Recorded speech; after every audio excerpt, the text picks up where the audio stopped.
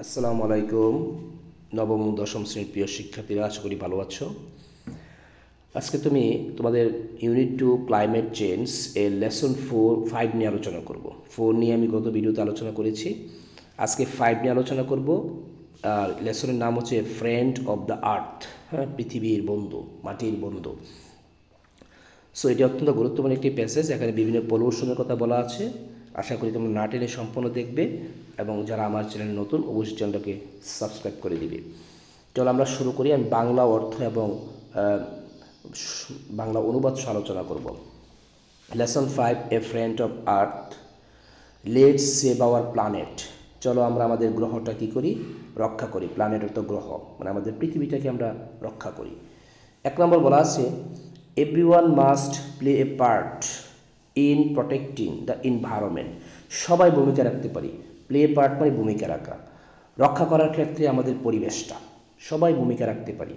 There are many things, অনেক জিনিস রয়েছে, ইউ ক্যান ডু, যা তুমি করতে পারো, অন ইউর তোমার নিজে, এভরিডে প্রতিদিন, to help save the planet, এই গ্রহটাকে রক্ষা করার সাহায্য করার জন্যে তুমি প্রতিদিন অনেক কাজ রয়েছে যা তুমি নিজে করতে পারো।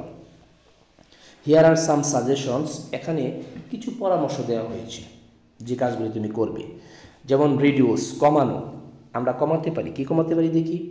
রিয়েলি দ্য বেস্ট থিং, সবচেয়ে ভালো কাজটি যেটি হচ্ছে কি, we can do for the planet, যা আমরা এই পৃথিবীর জন্য করতে পারি, ইজ টু ইউজ, তা হলো ব্যবহার করা, ইটস রিসোর্সেস, ইহার যে সম্পদ, মানে পৃথিবীর যে সম্পদ, প্রপারলি সঠিকভাবে। এই কাজটি আমরা করতে পারি সত্যি। যেমন দেখো কি বলছে, আওয়ার আনপ্ল্যান্ড অ্যাক্টিভিটিস, আমাদের অপরিকল্পিত কাজকর্ম, আর মেনলি রেসপন্সিবল, সাধারণত দায়ী, ফর দ্য এনভায়রনমেন্টাল ক্রাইসিস, এই পরিবেশ সংকটের জন্যে। আমাদের যে বোকার মতো কাজ, অপরিকল্পিত কাজ, সেটি আসলে দায়ী। এরপরে বলছে, হিয়ার আর সাম কোয়েশ্চেন্স, এখানে কিছু প্রশ্ন রয়েছে, ইউ ক্যান আস্ক ইউরসেলফ, যা তুমি তোমার নিজের কি করতে পারো, বিফোর বাইং সামথিং, কোনো কিছু কেনার পূর্বে এই প্রশ্নগুলি তুমি তোমার নিজেই করতে পারো। প্রশ্নগুলি কি? Do I really need this, সত্যিই কি আমার এটা প্রয়োজন? Or is there another product, অথবা অন্য কোনো প্রোডাক্ট কি আছে, দ্রব্য কি আছে, which would do the same thing, যেটি একই কাজ করতে পারে, বাট ইজ মোর সাস্টেনেবল, কিন্তু এর চেয়ে বেশি টেকসই। অন্য কি প্রোডাক্ট আছে যেটি একই কাজ করবে কিন্তু এর চেয়ে বেশি টিকবে? তো এই প্রশ্নগুলি তোমরা করতে পারো কোনো কিছু জিনিস কেনার পূর্বে। তারপর বলছে, ওয়ার আস্ক কোয়েশ্চেন্স, অথবা প্রশ্ন করতে পারো, will this last a long time, এই জিনিসটা কি দীর্ঘদিন যাবে? সাম আদার কোয়েশ্চেন্স মেবি, আরও কিছু প্রশ্ন হতে পারে, যে ডু আই নো, আমি কি জানি, how this item was made, কীভাবে এই আইটেমটি বানানো হয়েছে, or how it will be use, অথবা কীভাবে এটি ব্যবহার করা হবে, and how it will be disposed, এবং এটি কীভাবে ব্যবহার করার পরে আমরা নিষ্পত্তি করব, ফেলে দেব, এটিকে আমরা জানি। এই প্রশ্নগুলি তোমরা কোনো জিনিস কেনার পরে করতে পারো। আচ্ছা, এরপরে বলছে রিইউজ, পুনরায় ব্যবহার করো, আমরা কোনো জিনিসকে পুনরায় ব্যবহার করার জন্য ব্যবহার করতে পারি। বলছে, what do you think of using your own ceramic, তুমি কি মনে করো যে তোমার নিজের যে সিরামিক কাপটি আছে, ওর মগ আছে, এটি ব্যবহার করার ক্ষেত্রে, at your school or local club, তোমার স্কুলে অথবা লোকাল ক্লাবে, স্থানীয় ক্লাবে তোমার যে সিরামিকের কাপ বা মগ রয়েছে, এটি ব্যবহার করার ক্ষেত্রে তোমার কী ভাবো, কী মনে করো? ইট মিনস, এটা বলতে বোঝায়, দেয়ার আর নো প্লাস্টিক কাপস, যে কোনো প্লাস্টিক কাপই নয়, টু থ্রো অ্যাওয়ে, ফেলে দেওয়ার মতন। ইউ ক্যান ওয়াশ ইট, তুমি এটা ধুইতে পারো, অ্যান্ড রিইউজ ইট এভরিডে, এবং পুনরায় এটা আবার ব্যবহার করতে পারো। আচ্ছা, এটা হচ্ছে কি রিইউজ। আনফর্চুনেটলি, দুর্ভাগ্যবশত, উই আর এনকারেজ, আমাদেরকে উৎসাহিত করা হয়, টু বাই নিউ, নতুন, ইমপ্রুভড, উন্নত মানের আইটেম, জিনিস কেনার জন্যে। ইভেন, এমনকি, if the one we have can be repair, একটা যা আমাদের রয়েছে সেটি আমরা রিপেয়ার করতে পারবো, মেরামত করতে পারবো, অর রিইউজ, অথবা পুনরায় ব্যবহার করতে পারবো। তারপর আমাদের উৎসাহিত করা হয়, এটা ফেলাইয়া দে, নতুন একটা জিনিস কিন, এরকম। হোয়েন উই বাই থিংস, যখন আমরা জিনিস কিনি, উই শুড বাই দোজ, আমরা ওই জিনিসগুলি কিনা উচিত, দে আর ডিউরেবল, যা টেকসই, অনেক দিন থাকবে, we should use them properly, সেগুলি আমাদের সঠিকভাবে ব্যবহার করা উচিত। অ্যান্ড হ্যাভ দেম রিপেয়ার্ড, সেগুলি মেরামত করা উচিত। হোয়েন নেসেসারি, যখন প্রয়োজন হয়, ফেলে না দিয়ে আমরা মেরামত করব। ইফ উই প্র্যাকটিস দিস, যদি আমরা এটি অনুসরণ করি, many things will not only last A life time, অনেক জিনিসই যে শুধু জীবদ্দশায় যে আমাদের টিকে থাকবে এরকম না, but also be past on our future use, এবং আমাদের ভবিষ্যৎ প্রজন্মের ব্যবহারের জন্য আমরা কী করতে পারবো, সেটিকে আমরা রেখে দিতে পারবো, রেখে যেতে পারবো। হাওবার যাই হোক, if something is truly unusable, যদি কোনো কিছু সত্যি ব্যবহারের অযোগ্য হয়, ফর ইটস অরিজিনাল পারপাস, এটি যে মূল উদ্দেশ্য আমরা কিনেছি সেটা যদি আমরা ব্যবহার করতে না পারি, try to be more creative, তাহলে চেষ্টা করে একটু সৃজনশীল হওয়ার জন্য, মানে এটা দিয়ে অন্য কিছু বানাবো। And think of how else it might be used, এবং ভাবো এটা দিয়ে আর অন্য কী করা যায়, অন্য কী জিনিস বানানো যায়।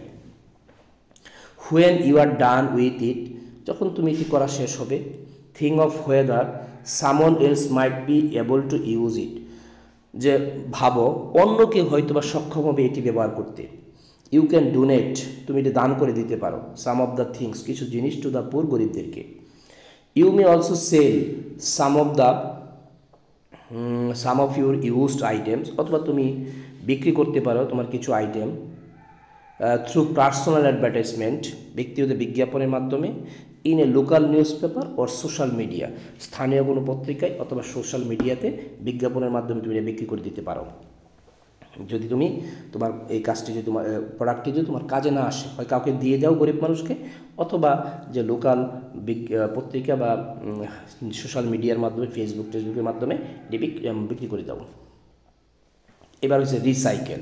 আমরা রিসাইকেল জানি যে কোনো কিছুকে পুনরায় বানিয়ে ব্যবহার করা, হ্যাঁ, এটিকে রিসাইকেল বলা হয়। বলছে rather than throwing an item out, বরংস কোনো একটা জিনিসকে বাহিরে না ফেলে দিয়ে, when neither you nor anyone else can make use of it, যখন তুমি অথবা অন্য কেউ এটাকে আর ব্যবহার করতে পারে না, তখন এটাকে না ফেলে দিয়ে, হ্যাঁ, হ্যাভ ইট রিসাইকেলড, এটাকে কী করো তোমরা, রিসাইকেলড করো, মানে পুনরায় আবার ভেঙে এটাকে বানাও। And if recycling is not possible, যদি রিসাইক্লিংও সম্ভব না হয়, it is better to send goods, তো এই প্রোডাক্টটাকে যে পাঠিয়ে দেওয়া ভালো, কোথায়, টু এ ল্যান্ডফিল মানে যেখানে জমির ময়লা আবর্জনা ফেলে রাখার যে স্তূপ, যেখানে জমি ভরাট করে সেখানে, ওর হ্যাভ দেম বার্নড আপ, অথবা সেগুলো পুড়িয়ে দাও, তাহলে সেটি ভালো। Find out what types of materials, খুঁজে বের করো কোন ধরনের যে দ্রব্য, পণ্য, জিনিস, উপাদান, ক্যান বি রিসাইকেলড, এটিকে পুনরায় বানানো যাবে, রিসাইকেল করা যাবে, ইন ইউর এরিয়া, তোমার এলাকার মধ্যে। ক্লিন অ্যান্ড সোর্স, সেগুলি পরিষ্কার করো, সোর্স মানে সাজাও, বাছো, সোর্স দ্য ম্যাটেরিয়ালস, সেগুলি বেছে আলাদা করো।